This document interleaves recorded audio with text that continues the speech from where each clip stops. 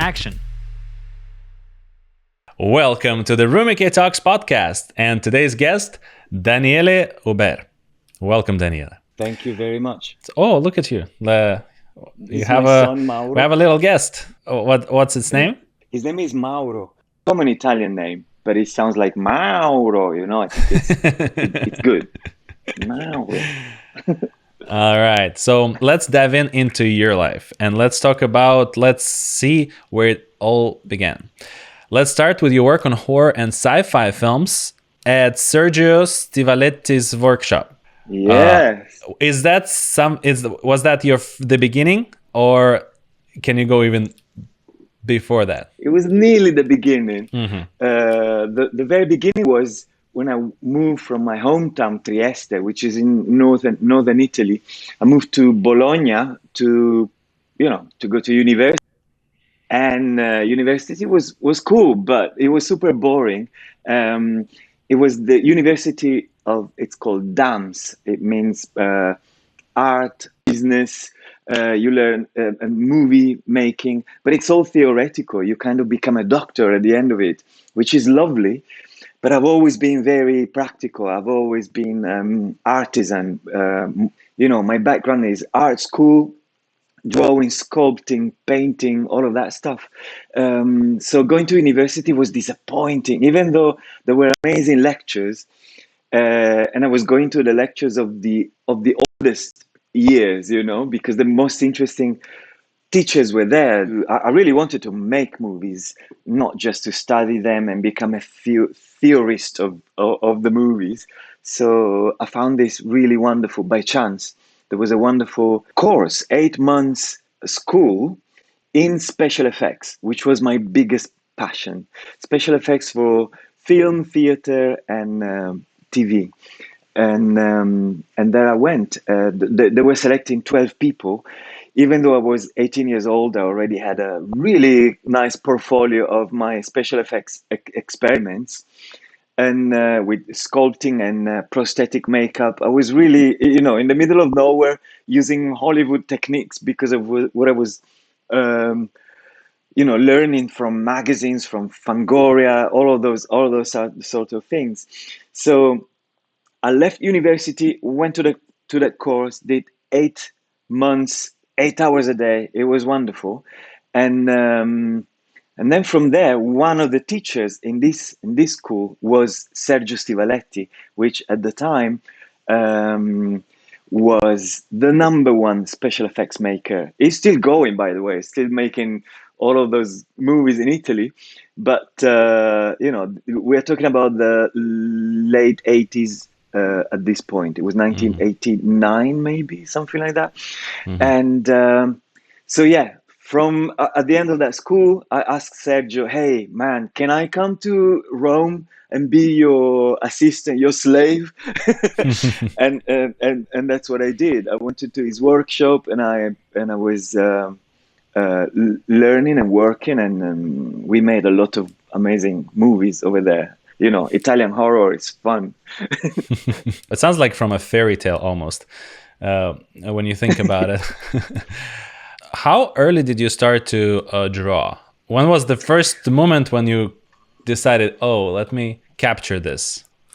My dad was a really talented sculptor and painter and designer. So from zero, as soon as I could see him doing stuff, I was fascinated by that. And I completely absorbed it. Here I have a drawing that he made in the 60s. And so I remember looking at this, at this hand when I was a kid and thinking, is it a photo? Is it a drawing? So that was what I was doing. And so I remember maybe my first memory was in kindergarten. So I was very, very small, maybe 5 years old.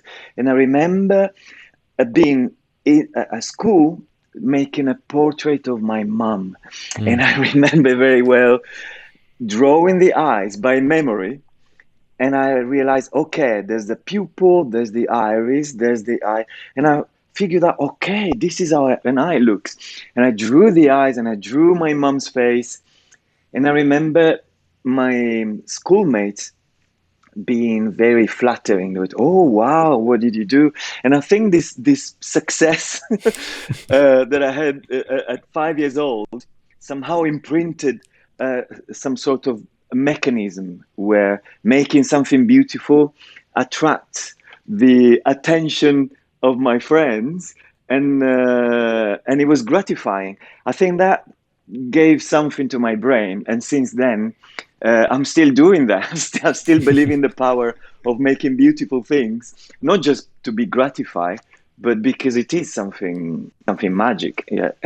Yeah, that's definitely motivating to have that experience. Yeah, because when I was drawing, I think my first drawing experience wasn't even at kindergarten. I think it was like at like an early first like third year of school. Because in Russia, Yeah. we have like a school. It's one building from like first grade to 11th grade. And I remember I took an art class and I was writing like I couldn't draw at all, but I tried to make it funny. So I draw like a really funny cat. If it's not even like looking like a cat, like that's spreading the arms like this. And my teacher gave me like the highest score for that, even though I know it wasn't great, just because of the emotion that it You appreciate exuded it. in her. Yeah. Yeah, and that's about that's the end of my drawing career probably. Well, short but successful. Yeah. So how do you go from, okay, I'm excited, people are excited about my work, to making it look really, really good as the works that you've done so far? I suppose there's a series of elements. Definitely practicing a lot. It's like going to the gym. When we practice something, it becomes, you accumulate experience and it becomes natural. So I was always drawing when I was a kid. So I think there was this crucial moment when I was a teenager where I spent days and days and night and days and night. I was alone and I didn't have friends. My family was a little bit too strict, so I didn't feel like going out. And I would just be at home drawing monsters, a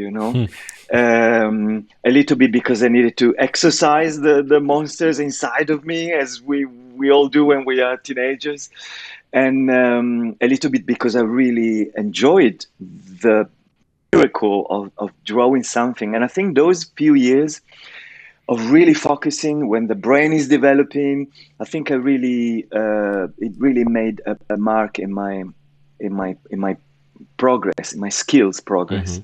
That was definitely a formative time for me. The years of being a teenager, spending a long time at home by myself drawing. When did you decide to move to LA? When did that shift happen? And was it because of the skills and work that you've done that brought you here, or is there something else? Yes, absolutely. Every time I changed city, it was following my skills, following the star of my profession and my passion. I moved to LA because I was already living in London for 7 years. London was amazing. It was fun. It was dancing all night and making monsters all day, and working in that company was a dream for me. And one of the projects that we did there was Harry Potter, the first Harry Potter movie, and it was mesmerizing. And who would say that it's still going? So yeah, coming to LA was definitely a big change, and I didn't expect to like it so much because Los Angeles doesn't have a good reputation in Europe, as you know. They think it's something in between Baywatch and Blade Runner. But actually, when you do experiment Los Angeles and you see the wonderful crowd that lives here, that it's so cosmopolitan and sophisticated, there's so many artists, and it's obviously a beautiful place. So I'm still here after 20 years. Yeah. What is the most memorable moment that you can think of during this entire journey to the Emmys? Is there something that really stood out as you were going to receive the award? Uh, the most incredible moment in general was the experience coming from Europe to the States. Immediately, my first weekend was this stellar ceremony TV show, and so even though I was working in the show business in Italy and in England, I never experienced this level of show business. So my most surprising moment were the seat fillers, which I didn't even know they existed. When when I was sitting in the audience during the ceremony, waiting for things to happen, to develop. At one point, I wanted to go for a drink at the bar, and the moment I left my seat, someone very elegant went there and sat on my chair, and I thought, what? That's my seat. But I didn't care. So I went to the bar, and when I came back, that person looked at me and immediately stood up and left.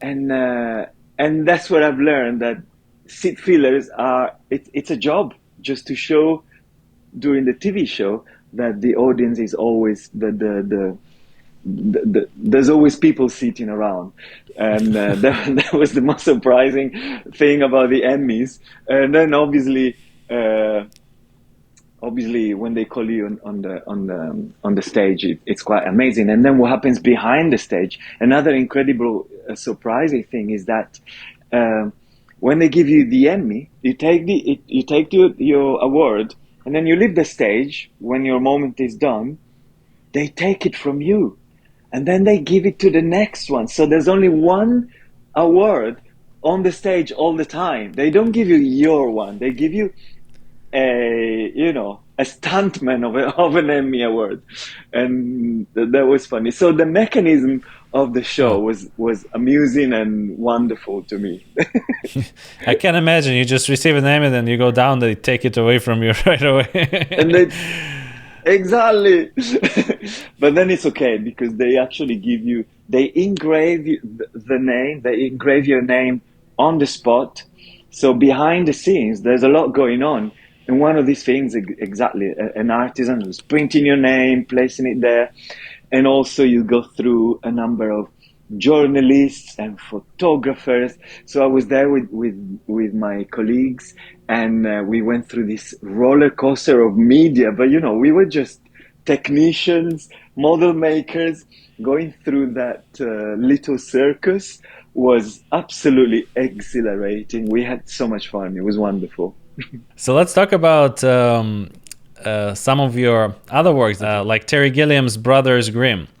I read somewhere online that you received some kind of a message from him directly. I made a t-shirt out of Yeah, his email. Yeah. out of his email. I was Yes. so flattered.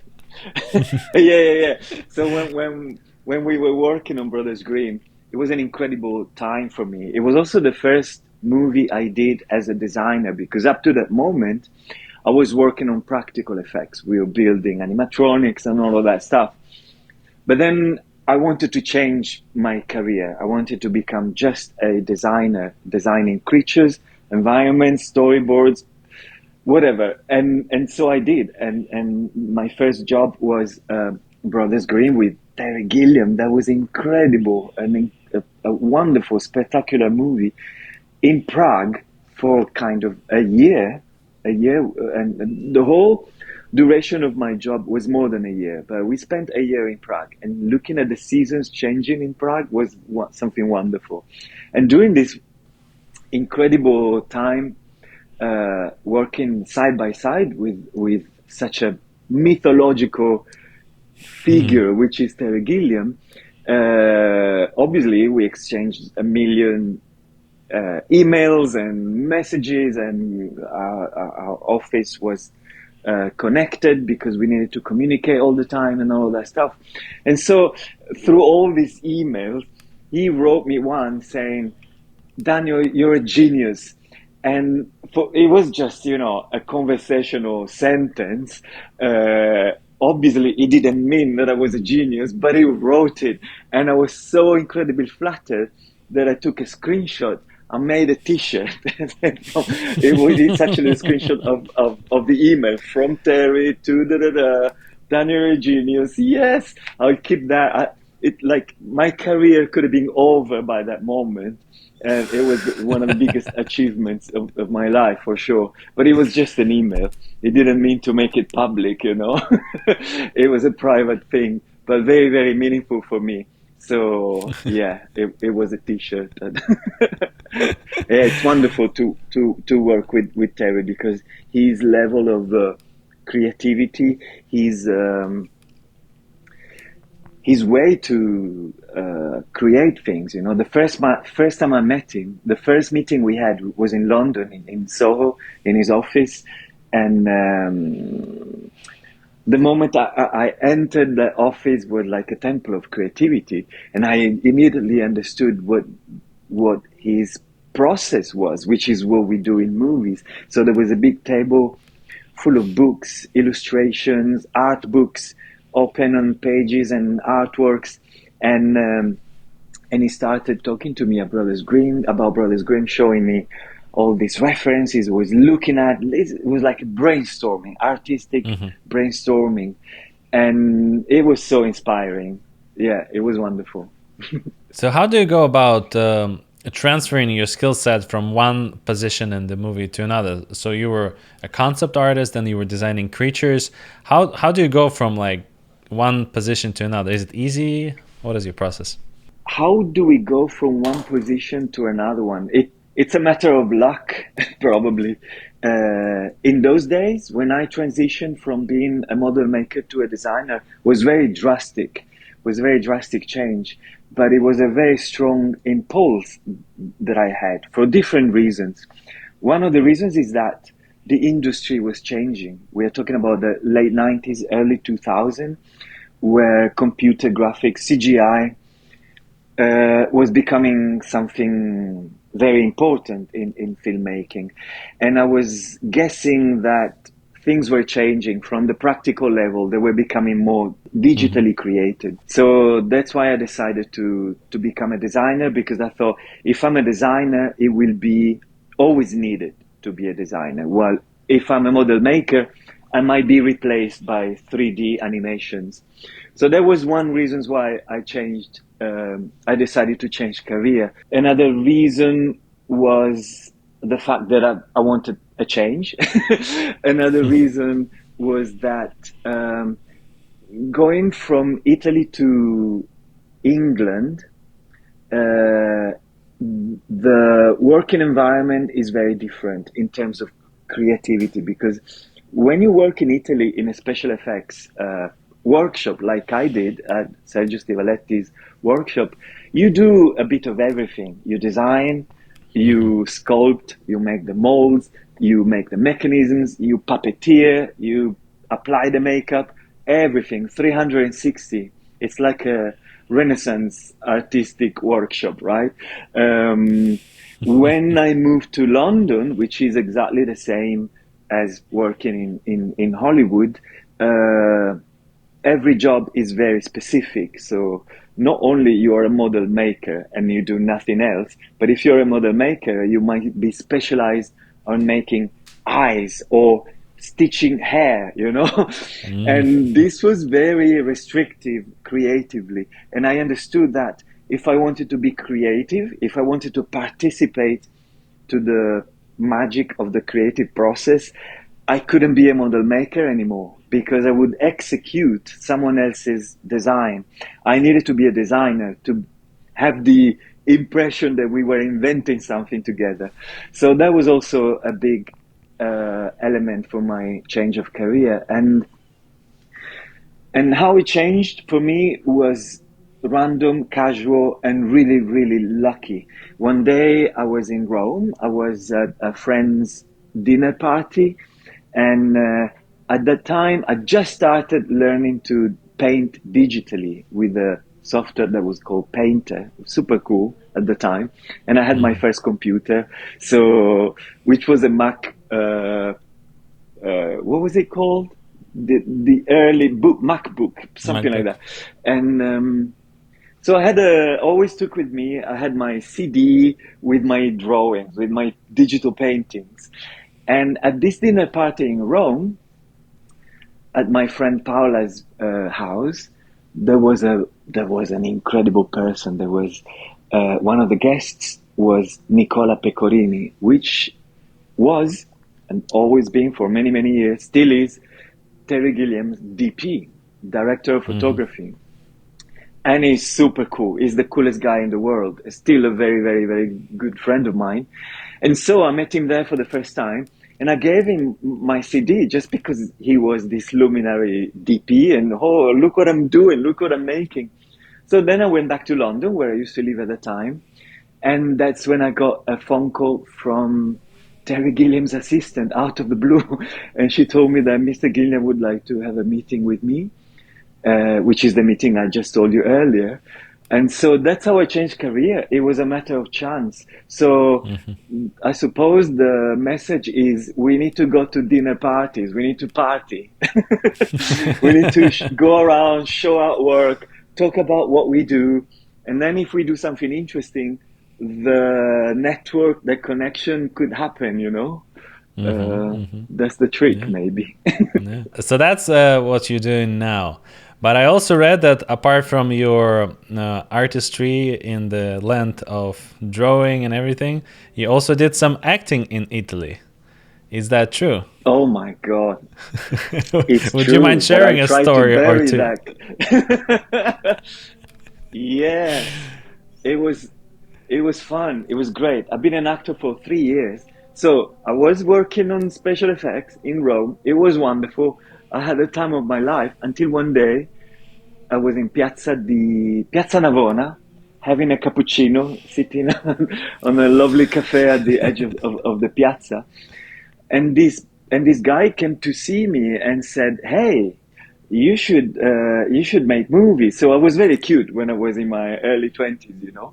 So this guy thought I could work on commercials and stuff like that. And so I took his business card and I said, "Okay, okay, maybe." I was very skeptical. And then I found out he actually was an agent. And so through this person, I started to make commercials, which was really a really good way to make some money and fun. It was so cool and gratifying. You know, when you're that young, it feeds your little narcissism, whatever it is. It was great. And then I started to go to auditions for movies, and I did a few movies as well.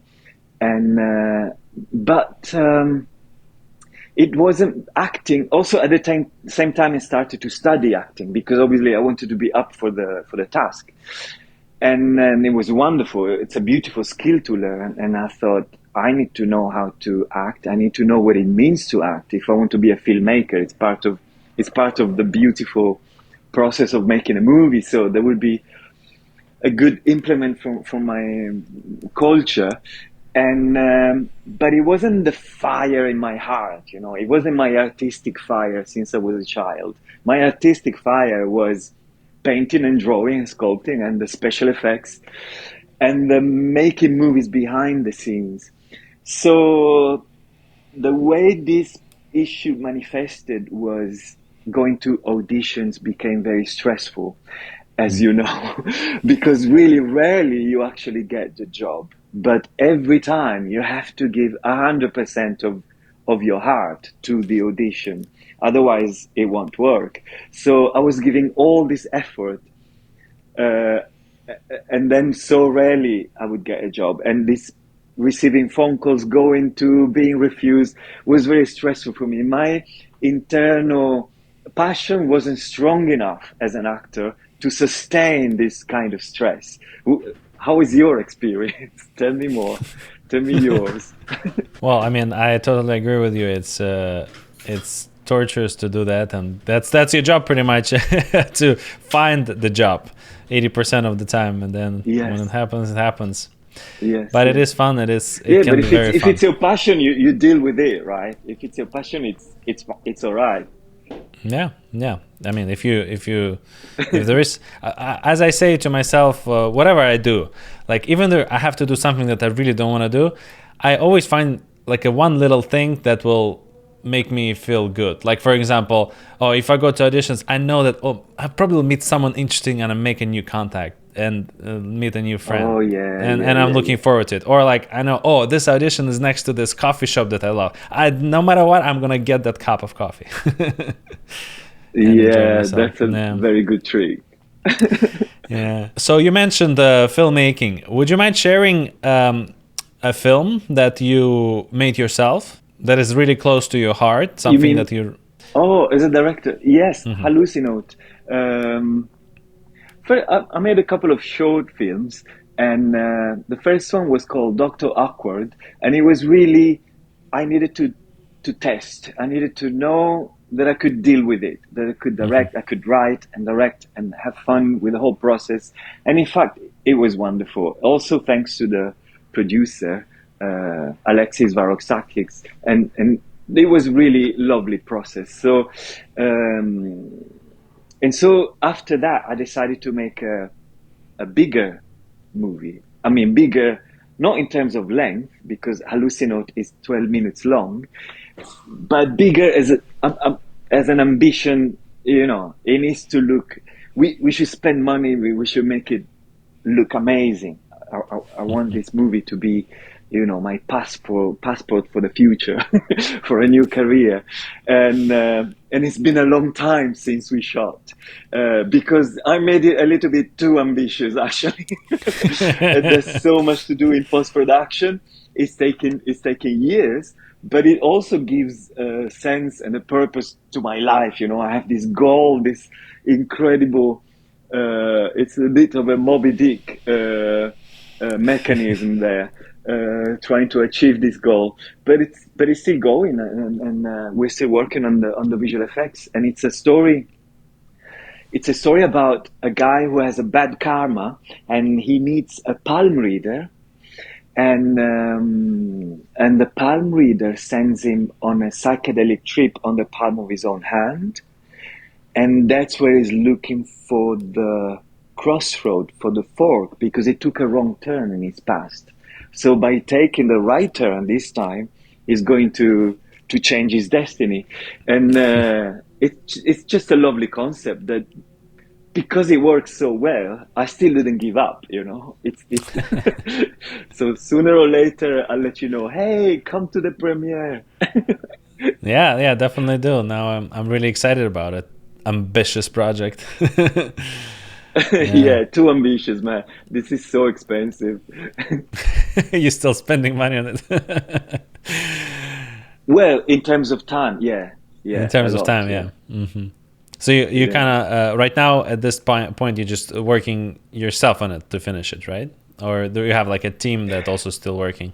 No, I have a visual effects company who is also obviously entering as a producer because they Mm. are helping me with the visual effects. Hmm. And but I'm also working myself because I'm preparing. For example, there's a lot of compositing going on with the backgrounds, extension of landscapes, Hmm. and visual effects. So at the moment, I'm making a lot of matte paintings um, that then I give to the visual effects company who put together these elements to then create the final shot.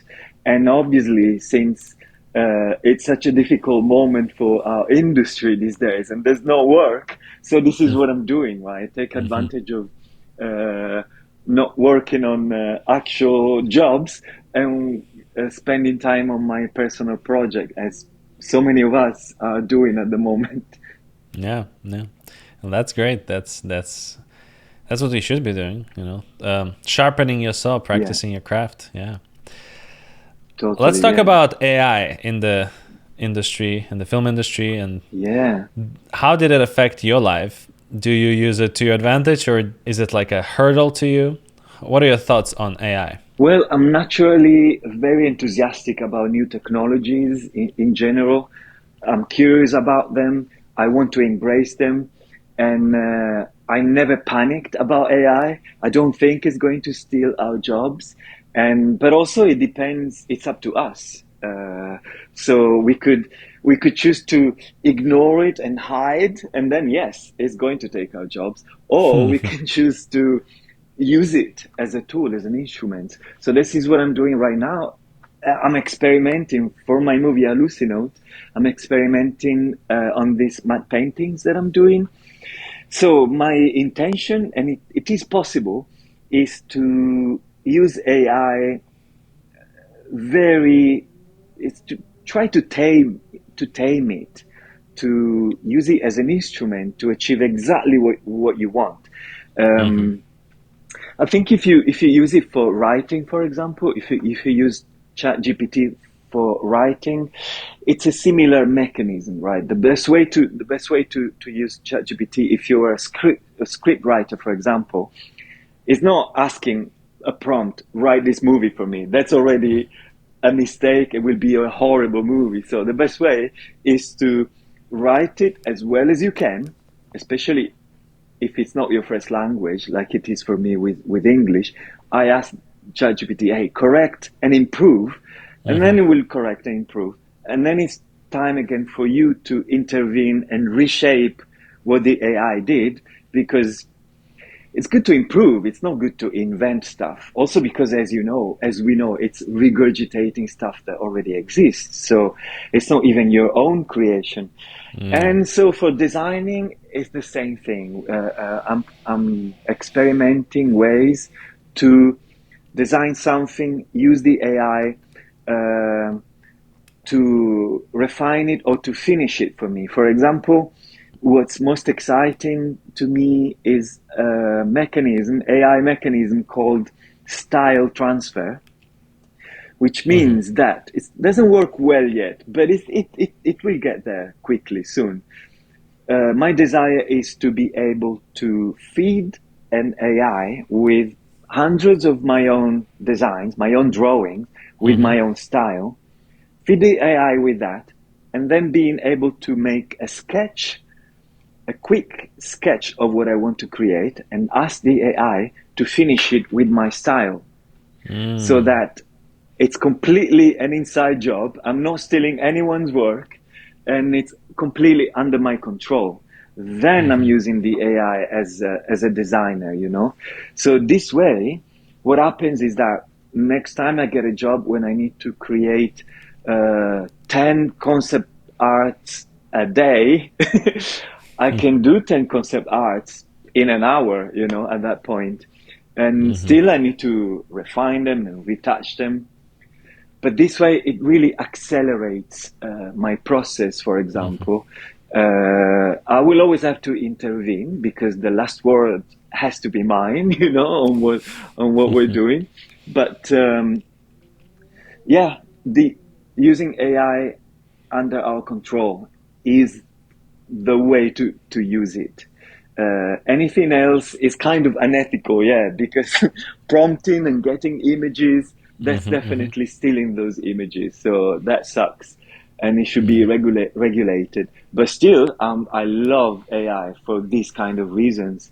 And it's mesmerizing. It's like when they gave calculators to accountants. Hmm. Hmm. Yeah, that's a very interesting way of using it in the art world. Yeah, you're kind of training your personal AI, like personal assistant, kind of Yes, does it for you. Yeah, precisely. Yeah. you can have your own workshop with just one person. Exactly, which is wonderful. Which doesn't mean that it's stealing work for anyone. I'm just enhancing and expanding my own Hmm. skills. So what does this mean? That we will be able to create more. I think more than it's not enhancing the quality. It's enhancing the production, right? So Mm-hmm. we can create more things, which is great. You've been in LA for quite some time. 20 years. Yeah, 20 years. Yeah. What is the biggest lesson that you've learned so far while working in LA? The biggest lesson is it's very cool. It's very intuitive, nearly mystical. Um, as you know, Los Angeles is an environment with a peculiar social structure.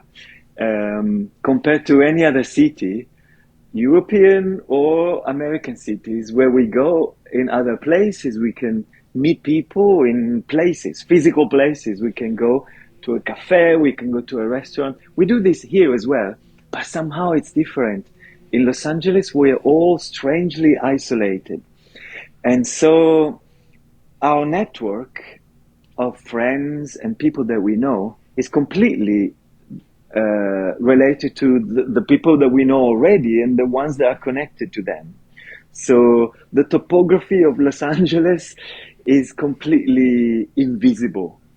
And so we need to be good at understanding this structure and to live it intuitively. When we meet someone that we like in Los Angeles, we need to stick to them and try to stay in touch and become friends because it's also so easy to feel lonely in LA because there's no places where you go and meet people naturally as we do in other places. So I think it's related to that. Also, the fact that there are so many people in this industry in Los Angeles. It's a very big industry. There are many different kinds, many different of mindsets, mentalities in this world, in this in this environment.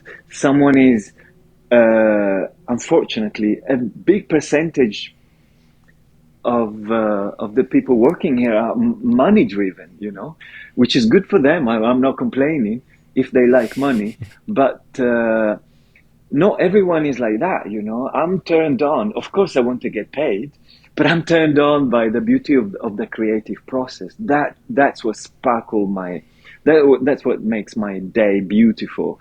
The idea of making something cool with other friends, it just turns me on. It's probably related to that Mm. kindergarten experience when I made my mom's portrait.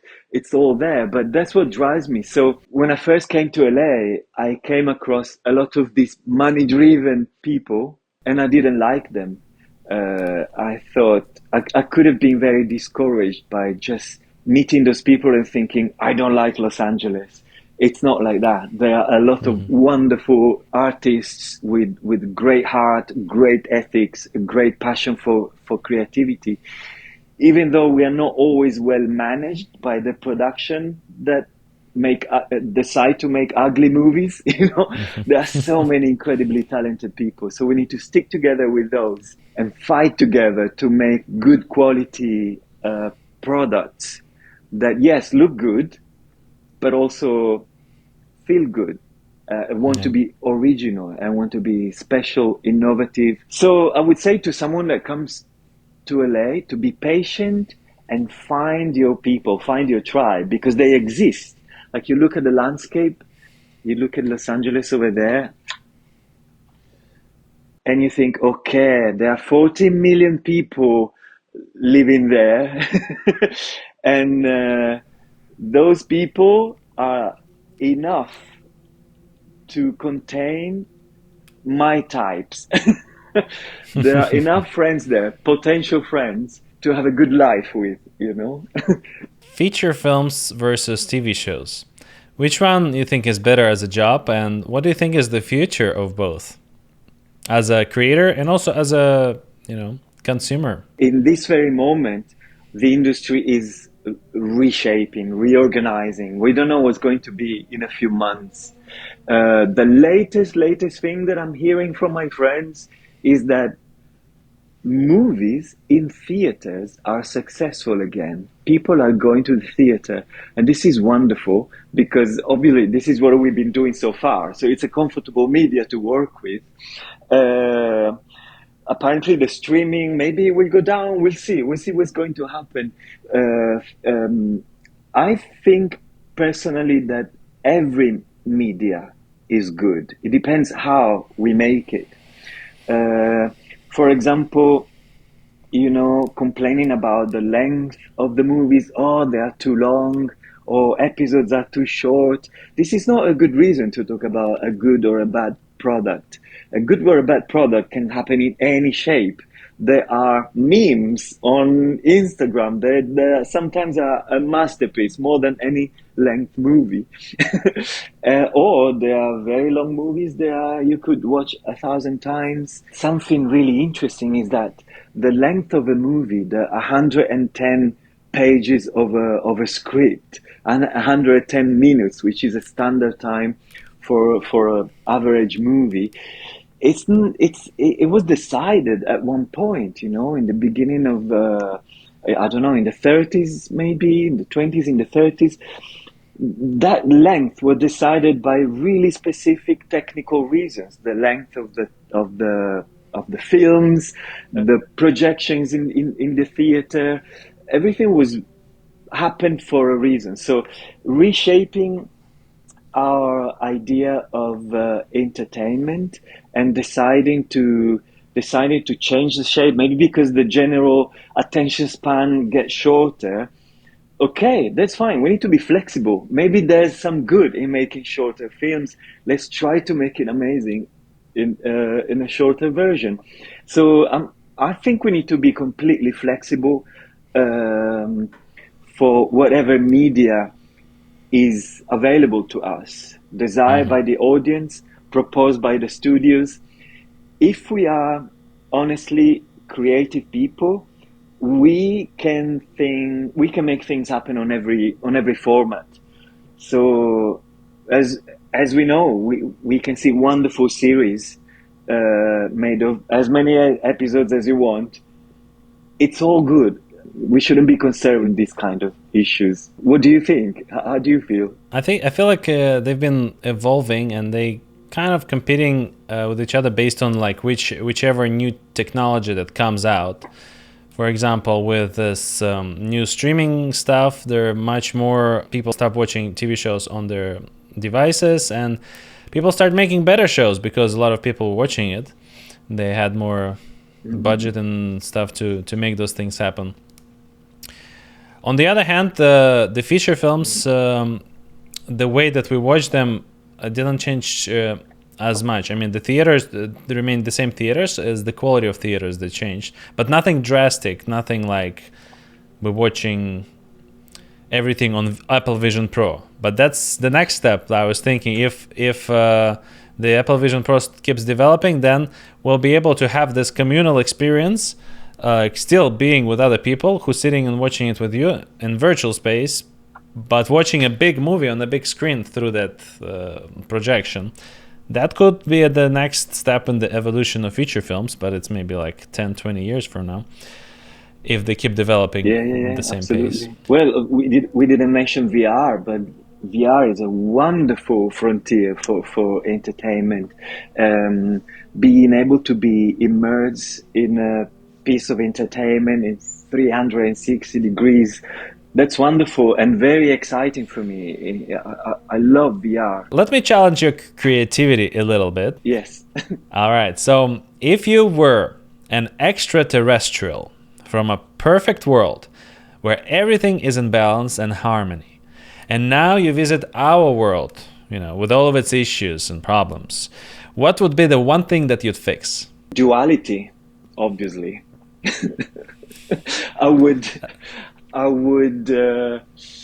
It's difficult to fix duality because it's engraved in our nature as human beings. The idea that we have this perception of me, the individual, and the rest of the universe is outside me.